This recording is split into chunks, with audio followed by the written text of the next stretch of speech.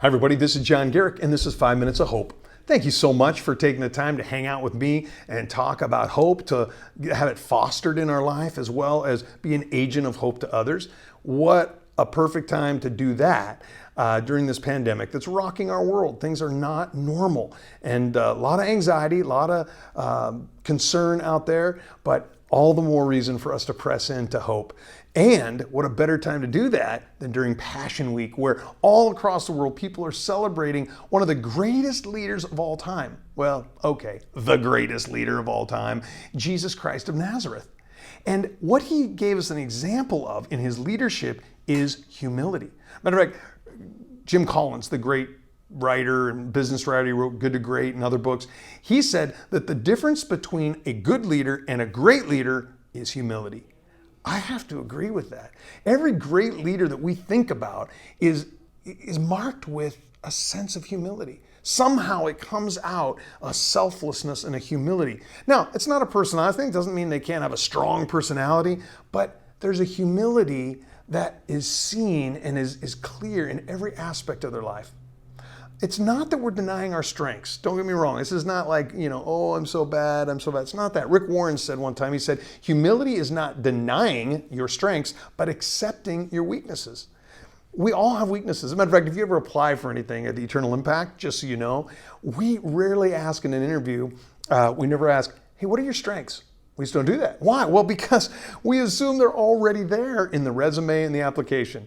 We always ask, hey, share with us about your weaknesses. Tell us about those. Maybe that's why the Apostle Paul said, in my weaknesses, his strength is made perfect.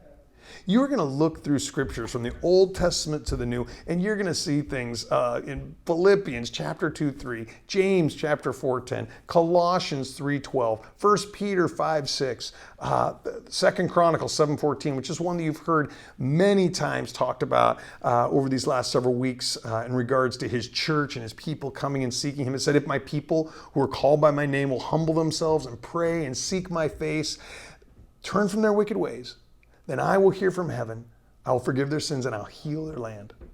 You see, that's what he's calling us to do, just to humbly come before him and serve. We had this great example that we talked about yesterday in fostering hope through servanthood or through service. And we gave this example of Jesus washing the disciples' feet. It's beautiful. Check it out in John chapter 13 if you didn't have a chance to read that or hear or go back to the 5 Minutes of Hope from yesterday. But it's so beautiful that Jesus gave us this example of humbling ourselves, because he said, Old Testament, New Testament, he said, God opposes the proud, but he gives grace to the humble. When I have grace in my life, that means I can understand my need for grace more, and I can understand how to be an agent of grace to others. And let me tell you, that stirs hope, because hope is not in a thing or an idea. Hope is in a person. Just like leaders, right? We're always looking to a leader. Hope is in that leader.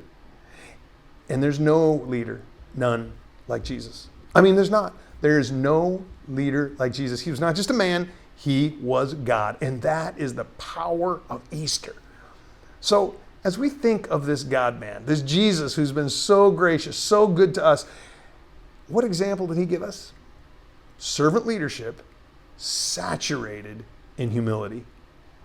One of my favorite authors, C.S. Lewis, he once said, humility is not thinking less of yourself, it's thinking of yourself less.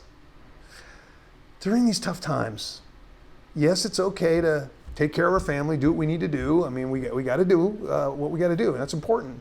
Quarantine, all the things that are necessary. But you know what? We want to keep our eyes open to others.